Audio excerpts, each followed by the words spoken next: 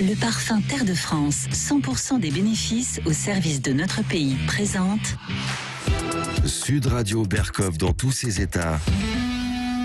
Le face-à-face. Et aujourd'hui, André Berkov est en face-à-face avec l'avocat Geoffroy de Vries, qui est donc avocat au barreau de Paris et auteur de ce livre, Le hold-up des mots, aux éditions de l'Observatoire. Et il est toujours très important d'être en bon terme avec les mots. Et ce n'est pas le cas de beaucoup de gens. Et auditeurs du Sud Radio, vous savez très bien, la radio, c'est d'abord les mots. Hein. C'est d'abord ce qu'on dit. Et puis, justement, on ne voudrait plus que, comme disait Orwell, que les mots changent de sens et que les sens changent de mots. Et c'est ce qu'a fait effectivement Geoffroy de Vries dans un livre vraiment très intéressant que j'ai lu avec beaucoup de plaisir et que je vous conseille.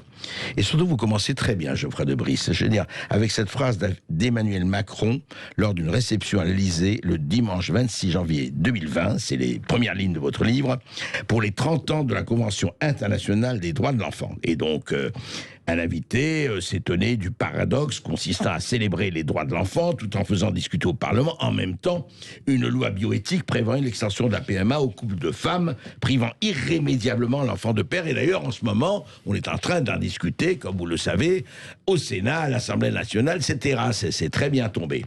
Et qu'a dit Emmanuel Macron à cet invité ? Vous savez, vous avez un problème, vous. Vous savez ce que c'est votre problème ? C'est que vous croyez qu'un père est forcément un mâle. Alors ça, c'est vrai que... Alors, votre livre, en commençant, ça m'a laissé un peu perplexe. Alors, Geoffroy de Vries, est-ce qu'un père est forcément un mâle ou enfin, on peut dire que... Ou c'est un mauvais français, quoi, une mauvaise prononciation du français ou un mauvais néologisme. C'est une triche avec les mots, une dénaturation du langage.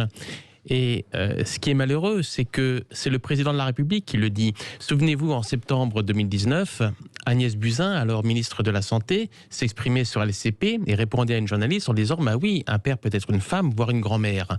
Mais c'était Agnès Buzyn. Les propos d'un ministre, comme Buzyn, comme Schiappa, bon, on les prend avec... quand même, oui. C'était pas mal, oui, mais bon, c'était un ministre. Là, c'est le président de la République. En public, parce que c'était autour de plusieurs personnes dans les salons de l'Élysée. En public, le président de la République.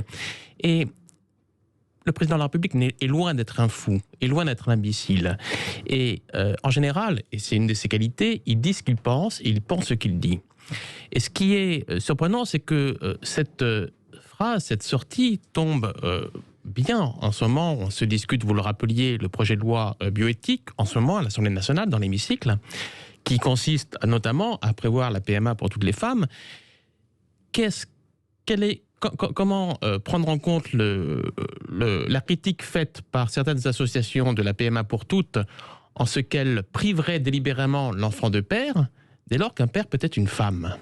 Il coupe l'herbe sous le pied en quelque sorte en dénaturant le langage. Et en quelque sorte, là, c'est déjà un hold-up du mot. C'est un hold-up du mot et c'est en quelque sorte l'application de ce qu'avait imaginé George Orwell dans son fameux roman en 1984. Je vous le rappelle, il avait écrit en 1949. Non, du moins, il a été publié en 1949. Il a été écrit quelques mois ou quelques années avant.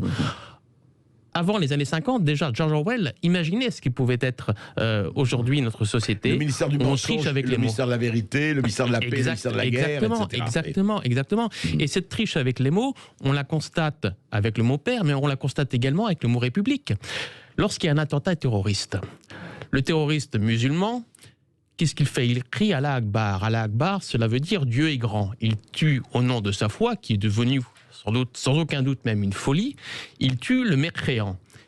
Il ne crie pas « Abat la République », il crie « Allah Akbar ». Et que répondent toutes nos classes politiques? La République est en danger. Ce n'est pas la République qui est en danger, ce sont les hommes et les femmes qui sont blessés, qui sont assassinés. C'est notre culture, c'est notre identité, ce n'est pas la République. Et là aussi, il y a un hold-up des mots, parce que les politiques ont tendance à employer ce mot, à galvauder ce mot de République à tout va, sans même savoir exactement ce à quoi il correspond.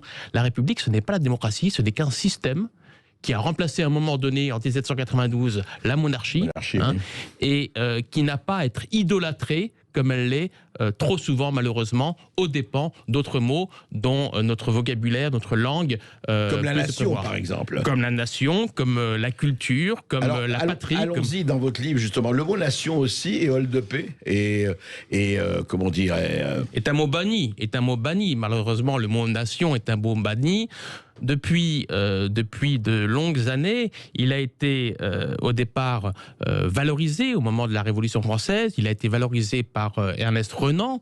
Souvenez-vous, enfin, on n'était pas là lors de sa conférence à la Sorbonne en 1882, où il définissait le mot nation comme étant notamment une âme, un principe spirituel aboutissant d'un long passé d'efforts, de sacrifices et de dévouement.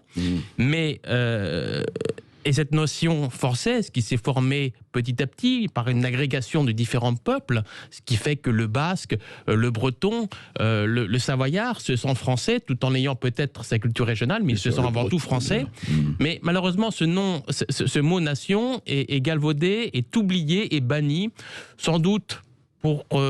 peut-être une raison principale, c'est que pour des raisons historiques, et puis après pour des raisons de politique, de pure politique politicienne, à tort me semble-t-il, le mot nation est trop assimilé au mot nationalisme. Souvenez-vous de ce que disait François Mitterrand en Allemagne, le nationalisme c'est la guerre. C'est la guerre, oui, bien sûr. Et le mot nation, le mot nationalisme est trop connoté extrême droite avec le Rassemblement national, le Front national, alors même que nous avons l'Organisation des Nations Unies, alors même que nous parlerons souvent de politique nationale, de développement national. Et national, c'est tout ce qui concerne la nation.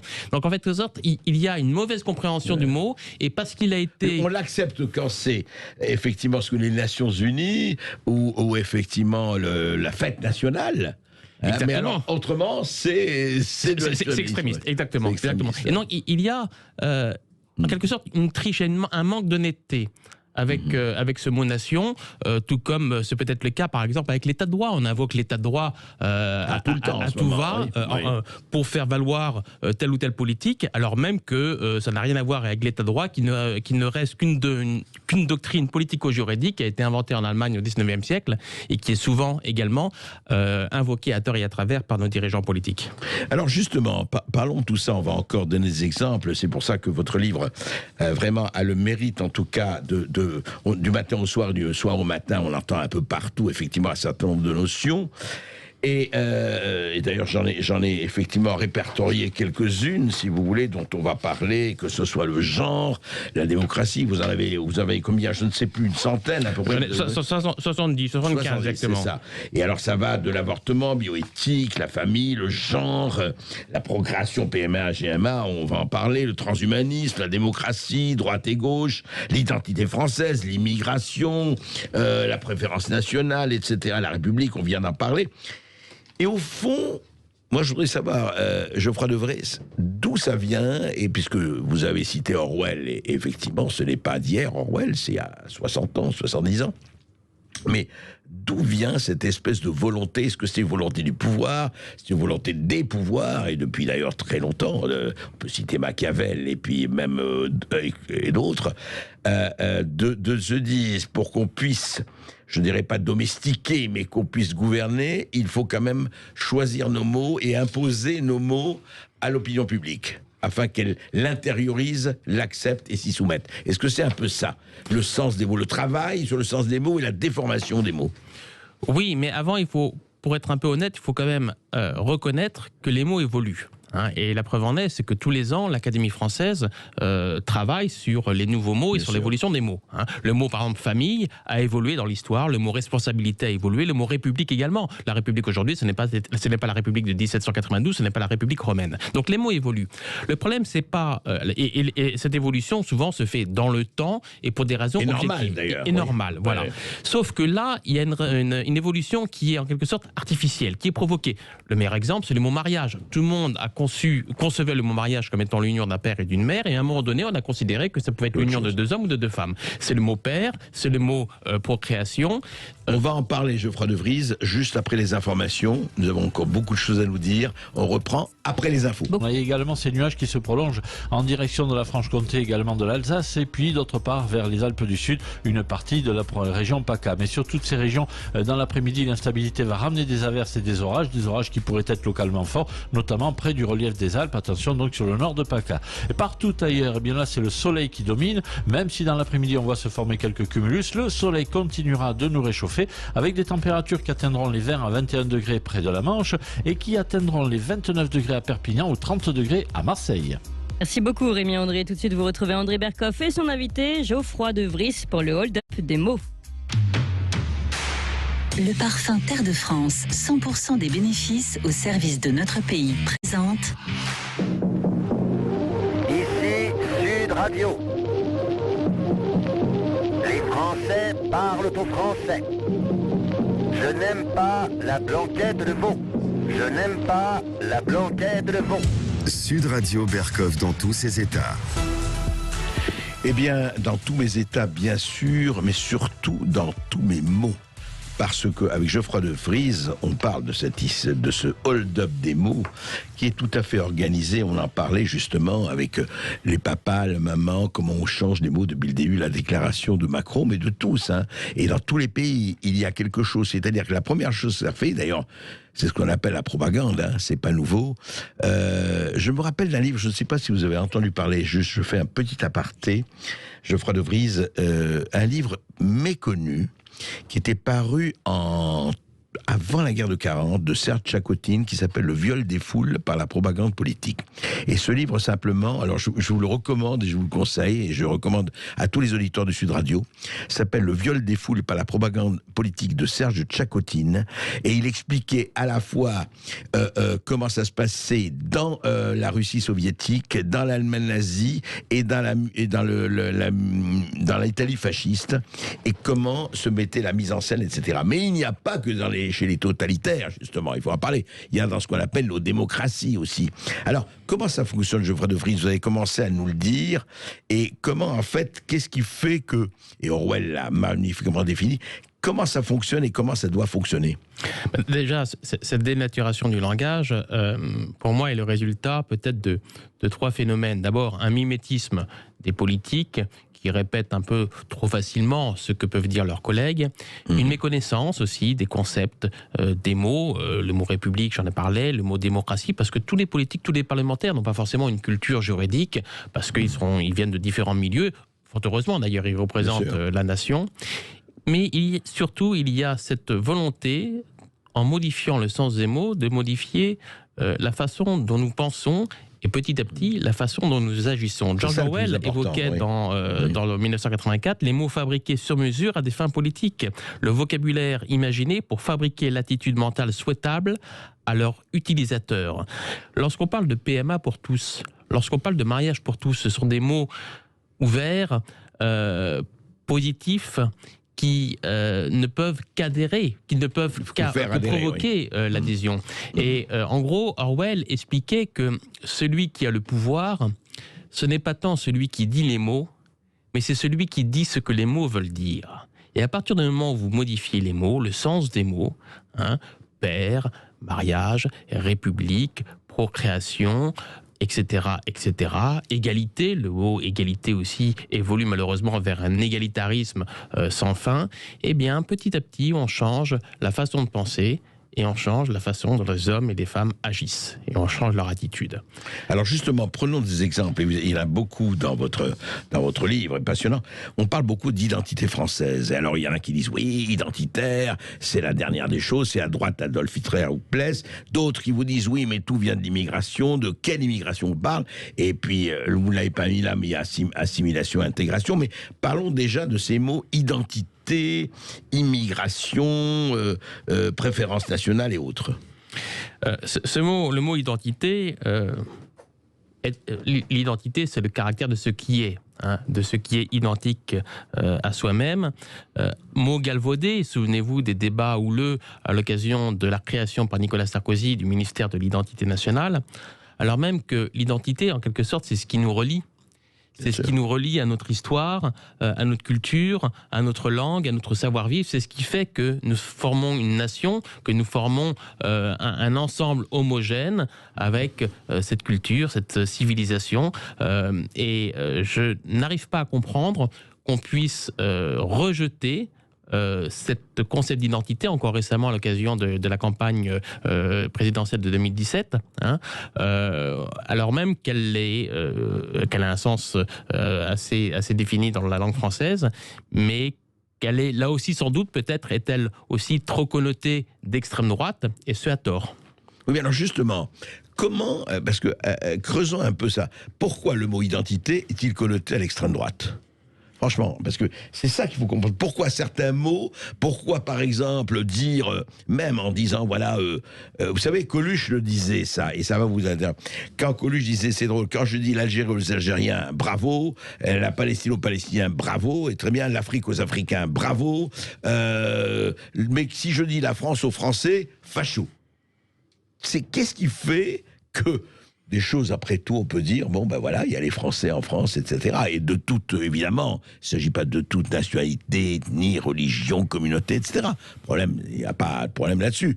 Mais qu'est-ce qui fait que ça connote comme ça? On l'a voulu, c'est organisé ou pas? Je ne sais pas si c'est organisé, mais la façon dont cette connotation est rejetée, dénoncée, on peut s'interroger. Le mot immigration, vous évoquez ce mot-là. Souvenez-vous, dans les années 90, le RPR avec Alain Juppé et l'UDF avec Valéry Giscard d'Estaing avaient défini un programme en matière d'immigration qui n'est rien d'autre que ce que propose en gros le Rassemblement national aujourd'hui. Alors vous allez me dire, on a le droit d'évoluer, on a le droit de changer d'opinion. Très bien, mais le changement, l'évolution a du sens à partir du moment où elle est fondée, où elle est réfléchie. Là, à mon sens, elle n'est qu'artificielle. Mais tenez, Geoffroy de Vries, mais je vais plus loin, et vous le savez.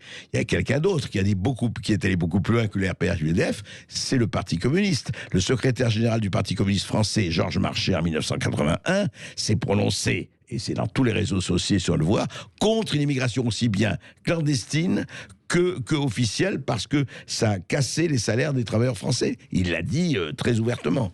Donc ça allait très loin. Voilà, le Parti communiste était contre l'immigration à l'époque. Oui. Alors, pourquoi? Quelle est la cause de ce rejet? Oui. Je ne sais pas si on peut avoir de position unanime. Moi, je ne suis qu'un observateur, je ne suis pas un politique. Mais peut-être aussi cette crainte de s'attaquer, qui est une crainte généralisée, de s'attaquer aux problèmes de fond. Que sont les problèmes culturels, que sont les problèmes métapolitiques, anthropologiques, qui sont très difficiles à résoudre, et cette préférence de s'attaquer à des sujets qui n'en sont pas véritablement.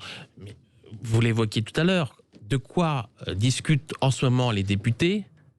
De la PMA, des chimères, des embryons chimères animal-homme, des embryons transgéniques, alors même que nous avons des problèmes, des attaques terroristes, alors même que nous avons un problème avec le système hospitalier, on l'a vu à l'occasion de l'épidémie, alors même que nous avons des problèmes de retraite. Non, ils se focalisent sur des sujets qui ne concernent qu'une minorité et qui ont pour effet de diviser les Français.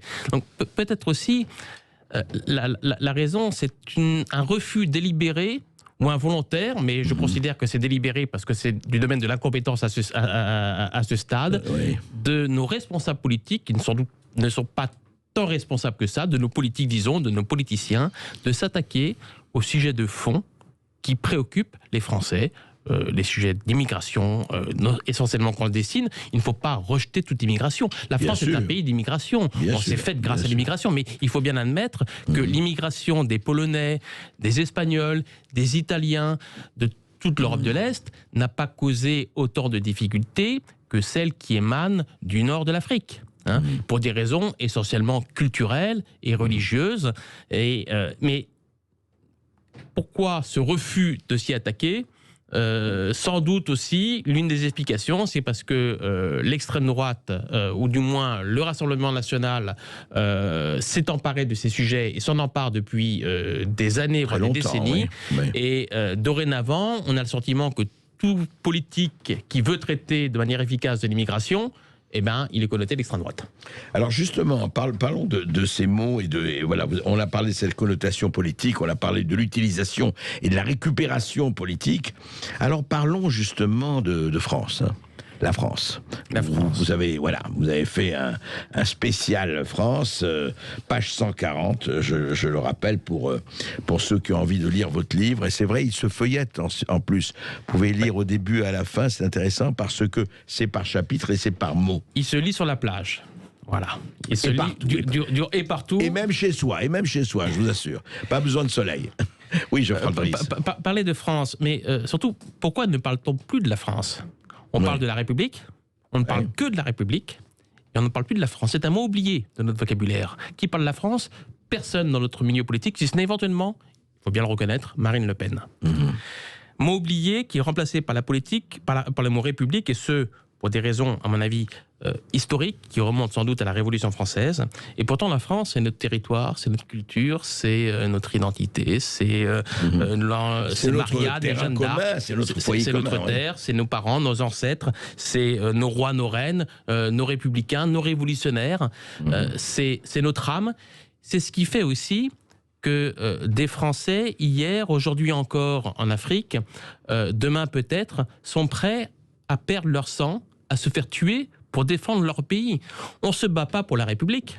On se bat pour notre nation, on se bat pour notre famille, on se bat pour la France, on ne se bat pas pour la République, qui n'est qu'un système. Et je vais aller vraiment dans votre sens tout à fait. Vous savez, quand il y a eu la résistance, il y avait la FTP-MOI qui était considérée de travailleurs immigrés étrangers résistants. Ouais. Quand ils ont été fusillés, la fameuse affiche rouge qui était entre 40 et 44 pendant l'occupation, et c'était Manouchian, c'était dirigé par le fameux résistant Missak Manouchian, et Aragon, grand poète communiste, a rappelé qu'il criait la France en s'abattant. La France, il criait pas la République. Eux, voilà, ces résistants étrangers venus d'ailleurs, qui se sont battus pour la résistance française, criaient la France. Donc, à l'époque, ça comptait encore. Et ça compte encore aujourd'hui. Souvenez-vous de l'émotion à l'occasion de l'incendie de Notre-Dame de Paris. Ont été émus, ont même pleuré des catholiques, des protestants, des chrétiens, mais même des athées. Sûr. Parce que Notre-Dame de Paris, c'est un symbole, c'est la représentation, ou une des représentations de notre pays. On pensait à la France lorsqu'on voyait Notre-Dame de Paris brûler. Personne, à mon sens, ne pensait à la République. Et alors, à mon avis, ce rejet du mot n'est que le fruit d'une volonté constante depuis la Révolution de faire primer l'idéal républicain aux dépens de la France. En quelque sorte, c'est la République contre la France. Et c'est Pourtant, ils se sont battus au nom de la France après la Révolution, quand même. Ça a conduit. Napoléon, il se battait pas seulement pour la République, il se battait pour la France, l'Empire français. Bien évidemment, mais c'est une longue évolution qui, c'est mon point de vue, qui, à mon sens, explique le fait qu'aujourd'hui, on ne parle que de la République et non plus de la France. La République, c'est l'idéal révolutionnaire. Souvenez-vous, la Révolution, et le remplacement de la République, le remplacement de la monarchie par la République, c'est l'homme qui ne dépend que de lui-même, qui se contrôle lui-même. On en voit encore les aboutissements avec la loi bioéthique, et le rejet de la transcendance, le rejet de ce qu'on ne peut pas percevoir, de ce qu'on ne peut pas expliquer, de Dieu pour les autres. Et cette évolution, je trouve, depuis la Révolution, trouve son aboutissement aujourd'hui dans le remplacement du mot France par le mot républicain.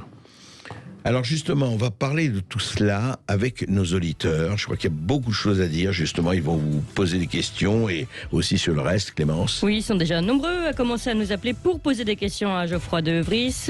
0826 300 300. Vous continuez à nous appeler. Vous pouvez aussi revenir sur les autres sujets que nous avons abordés. Relève-toi, la chanson de Stéphane Kern, ou encore les anticomplotistes et qui a vraiment raison. À tout de suite. Avec vous sur Sud Radio. Tout savoir sur les méningites à méningocoque avec le laboratoire GSK. Véronique Loncle-Provost, directrice scientifique pour le laboratoire GSK, nous a expliqué aujourd'hui qu'une méningite à méningocoque est une infection des méninges imprévisible, rare, grave, dont les premiers symptômes ressemblent à ceux d'une grippe, mais qui deviennent rapidement plus intenses. Elle nous a rappelé que la rapidité est essentielle et qu'il faut contacter son médecin au moindre doute. Cette campagne de sensibilisation aux méningites à méningocoque vous a été présentée par le laboratoire GSK. Plus d'informations sur le site protectionméningite.com.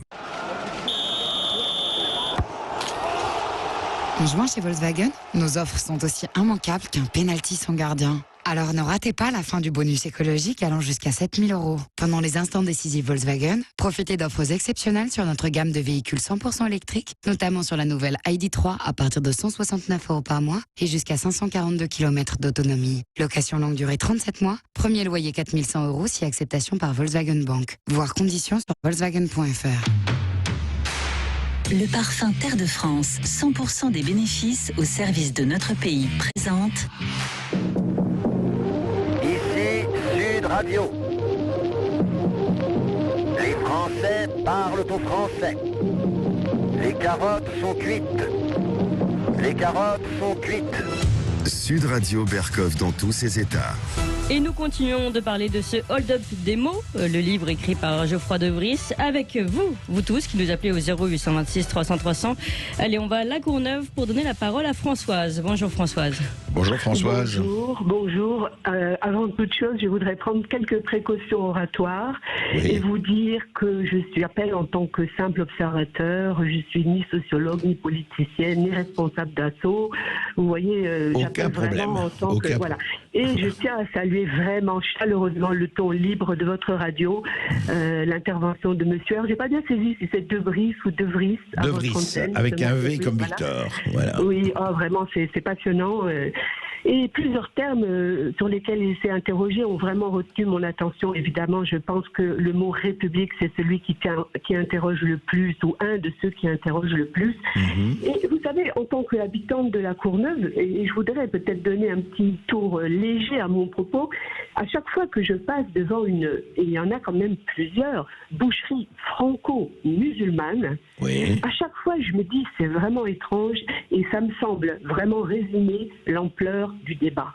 Ces deux mots accolés, ce mot composé, je pense qu'il y a tout là-dedans. Franco, la France, musulman, donc pour désigner une religion, et le tour est joué.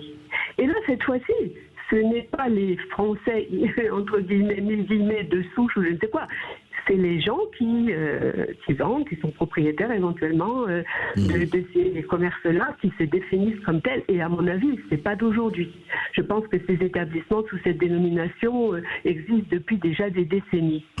Mais dans le simple fait qu'ils se présentent comme ça, et que c'est admis finalement comme ça, je pense que ça pose un grand problème. Parce que vous savez, et je vous apprends absolument rien, mais dans le 93 notamment, et plus particulièrement dans les villes comme La Courneuve, Aubervilliers, Pantin, etc., nous, on sait ce que ça veut dire les territoires perdus de la République.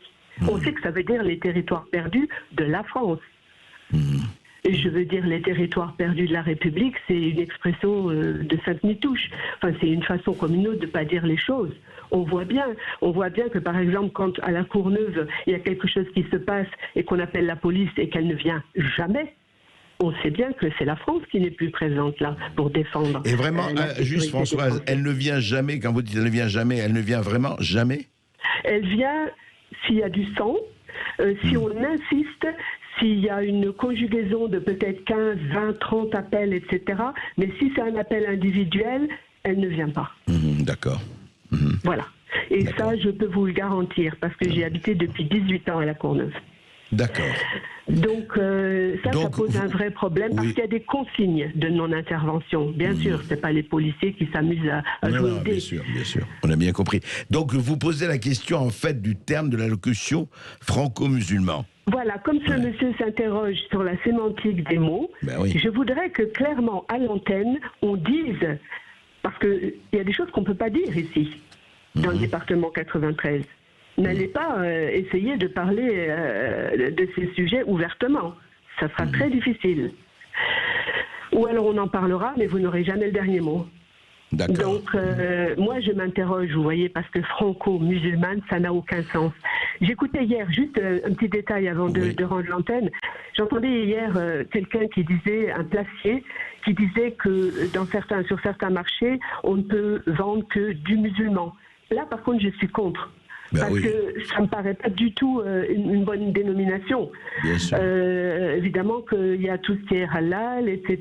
Et il y a la tradition culinaire qui est séculaire, etc. Il ne faut pas essentialiser les choses, c'est faux. Voilà, là c'est vraiment simplificateur de dire, voilà, on peut vendre ou acheter que du musulman. Voilà, donc je voulais juste dire que moi je suis vraiment consciente de toutes ces nuances. Geoffroy de Vries, à propos de cette appellation franco-musulmane dont parle Françoise, à La Courneuve notamment. Écoutez, quand j'entends Françoise, moi j'ai en mémoire les mots de De Gaulle. La République est laïque, la France est chrétienne. Et l'histoire de France est une histoire de la chrétienté, Donc c'est pas l'islam maintenant est représenté en France avec d'autres religions. Et il a le droit d'être représenté. Et a tout à fait le droit d'être rentré, et même doit d'être davantage représenté qu'elle ne l'est actuellement.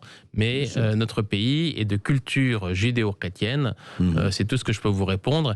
Mais je suis un peu surpris également par ce vocable que vous évoquez à l'instant.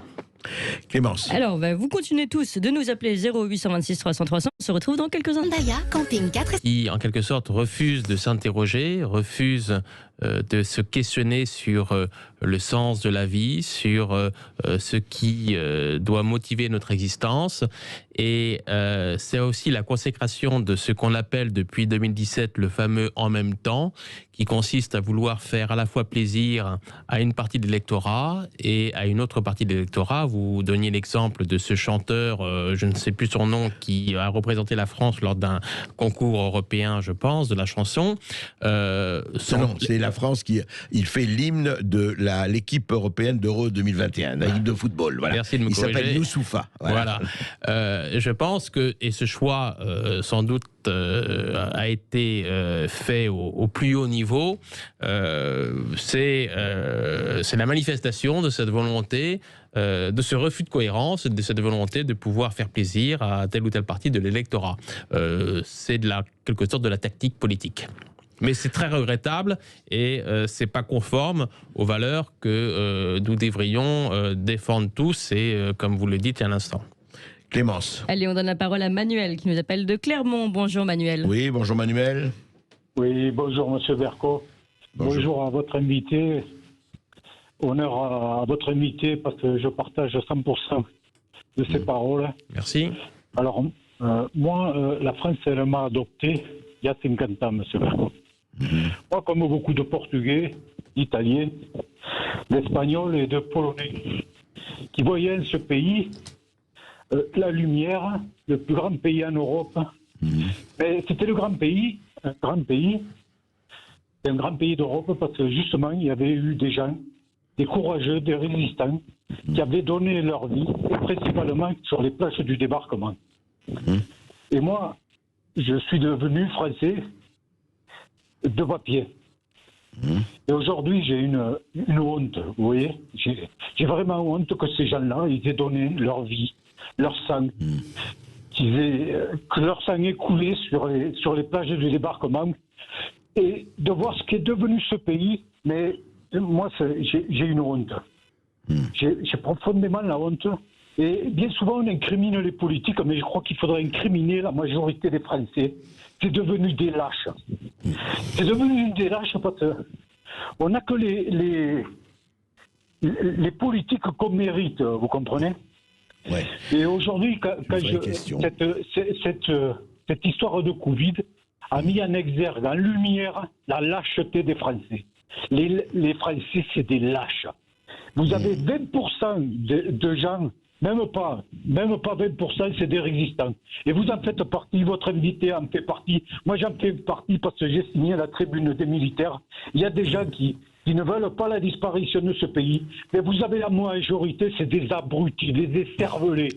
Qui, à longueur de journée, écoutent vous la allez fort de propagande café, des Emmanuel. médias. Vous allez fort. Comment ? Je sais pas. Vous allez fort de café. Vous savez, moi, je crois, je peux me tromper, mais je crois qu'à des moments, dans les circonstances, on va constater qu'il y a beaucoup plus de gens qu'on ne croit. Évidemment, comme ça, superficiellement, on se dit voilà, les gens acceptent tout, etc. Ce sont des passifs, ils acceptent tout, etc. À des moments, vous savez, il y a des sursauts. Alors, est-ce qu'il y aura ou pas, j'en sais rien. On va pas jouer les prophètes et encore moins les voyants. Mais on peut se poser la question. D'ailleurs, j'aimerais, Manuel, que Geoffroy de Vries, que vous réagissiez à ça. Effectivement, est-ce qu'on n'a pas ce problème aussi de la passivité, de la servitude volontaire, comme disait Étienne la Boétie?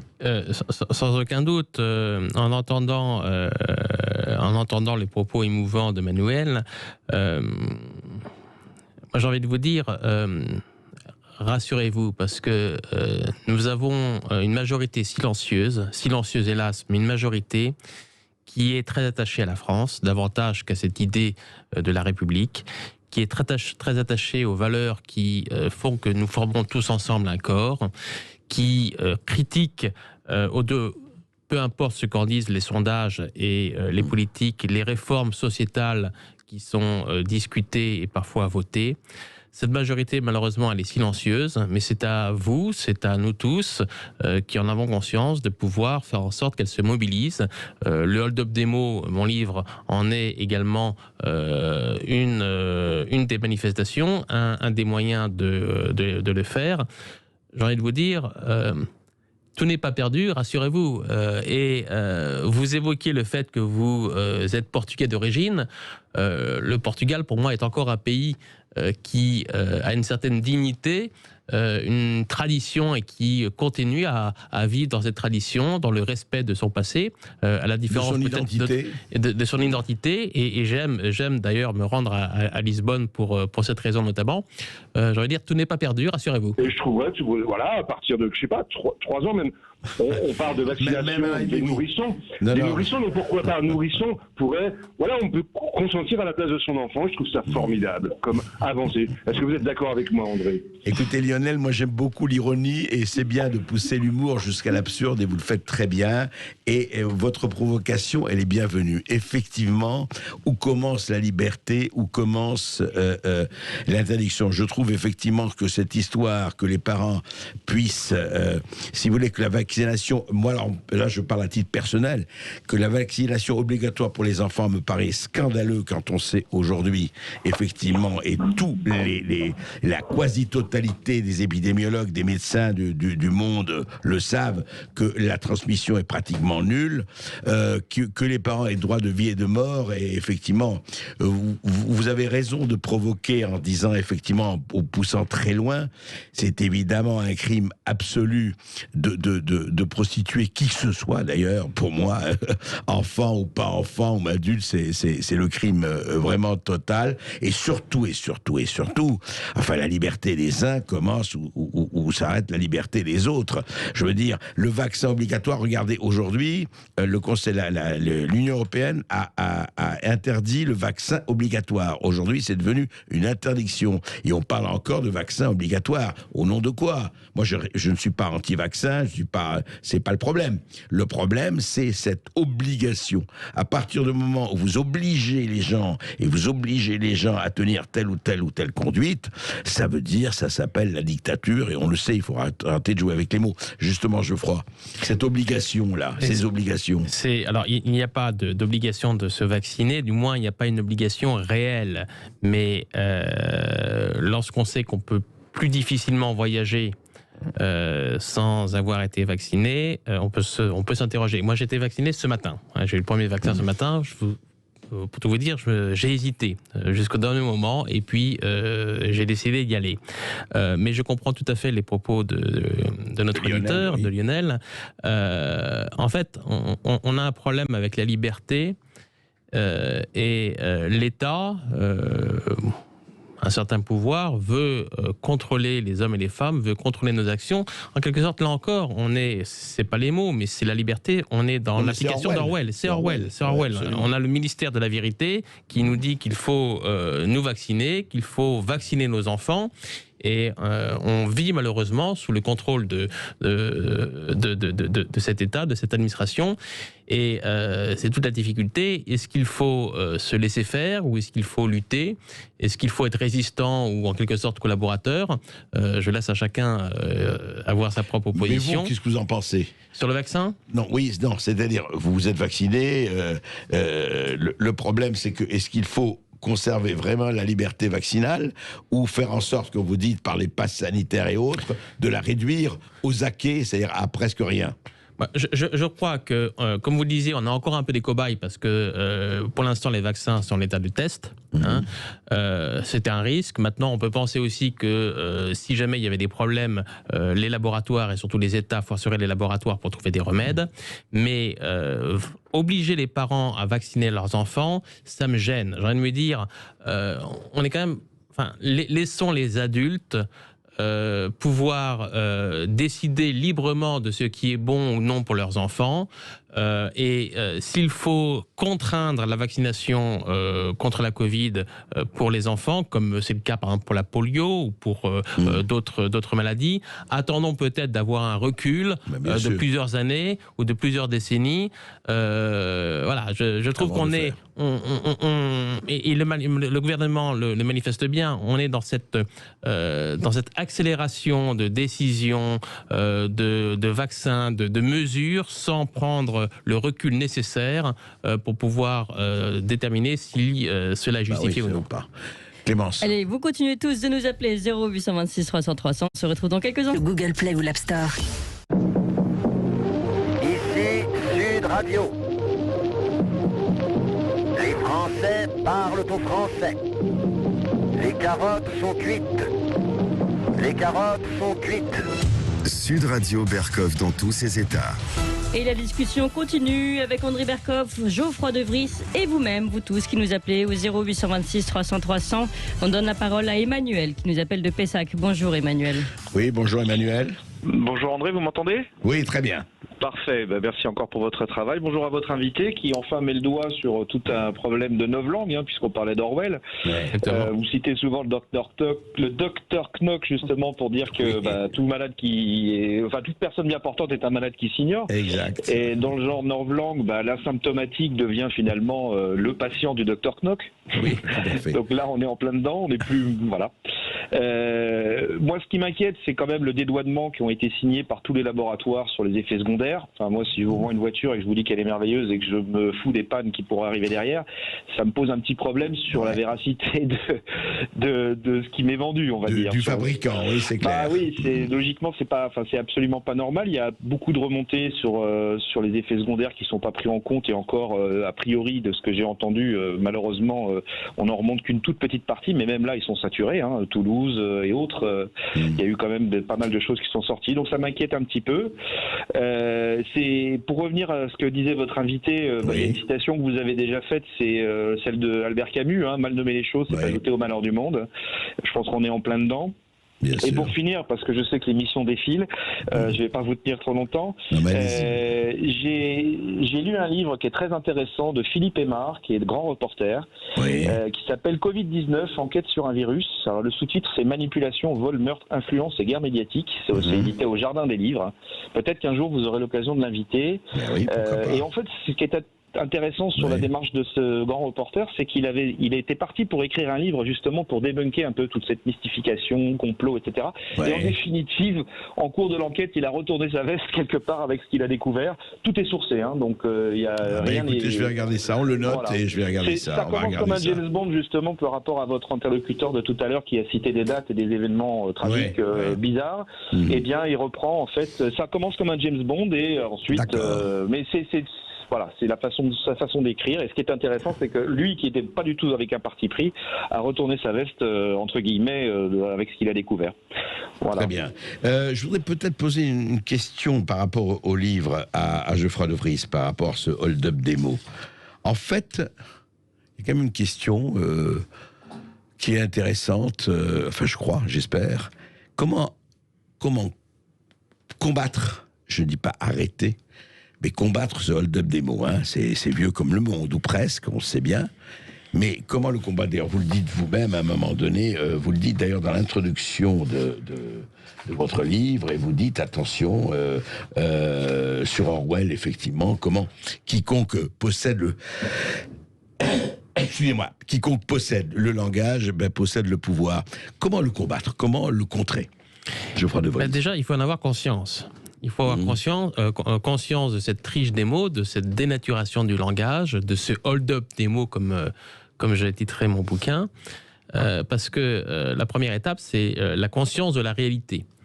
Après, il faut s'informer, il faut se renseigner, il faut pouvoir prendre connaissance et conscience de la dénaturation de certains mots dans le langage culturel et politique courant, le faire savoir, et petit à petit, rebâtir une pensée qui soit fondée, me semble-t-il, sur la vérité, sur la réalité. Mais rebâtir un langage avant de rebâtir une pensée, peut-être. Oui, rebâtir... non, pas rebâtir un langage, retrouver le sens véritable du langage. Le vrai sens des mots de la tribu. Et exactement, la vérité des mots. À partir de là, rebâtir une pensée politique qui soit fondée sur la réalité, qui est pour finalité le sens commun. Je me réfère dans l'avant-propos à Václav Havel, qui avait écrit notamment un essai, Le pouvoir des sans-pouvoirs, où il expliquait à merveille la nécessité de vivre dans la vérité. La volonté de vivre compte tenu de la réalité, en vérité, indépendamment des obligations ou des normes qui pouvaient être alors imposées par l'État communiste en Tchécoslovaquie. Et lorsqu'on vit dans la vérité, lorsqu'on accepte de la vérité, même lorsqu'elle dérange, et moi je considère qu'il vaut mieux une vérité qui dérange qu'un mensonge qui rassure, on peut rebâtir une pensée politique et mieux agir, que ce soit lorsqu'il s'agit de se rappeler nos racines, avec l'emploi des mots France, République, identité française, que ce soit dans les politiques en matière d'immigration. Et redonner ce sens aux mots, le vrai sens des mots, ça se passe à l'école, ça se passe dans les familles, ça se passe où? Ça doit se passer où? Ça se passe dans la conscience de chacun. Ça se passe d'abord à l'école, vous avez raison. Et les abécédaires de l'égalité, les livres qui ont été promus sous la présidence de François Hollande et qui continuent à l'être également encore dans nos écoles, où l'écriture inclusive, tout ça porte atteinte, me semble-t-il, à notre langue, à la défense de la langue française dont nous devrions tous nous soucier, à l'école, dans les universités, mais dans les entreprises, dans les musées. On évoquait tout à l'heure tel musée qui refuse dorénavant d'employer les chiffres romains parce que, au motif que certains ne savent pas les lire. Dans les débats publics, dans les interventions médiatiques, au Parlement, dans l'hémicycle. En fait, c'est partout.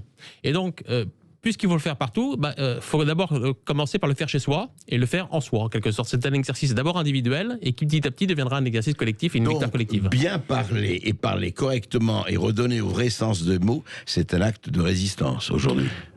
C'est un acte de dissidence et un acte de résistance, exactement. Merci, Geoffroy de Vry. Merci à vous, Arthur Berkoff. Le hold-up des mots aux éditions de l'Observatoire et tout de suite évidemment... de l'Archipel. Ah, édition de l'Archipel, pardon, excusez-moi, oui.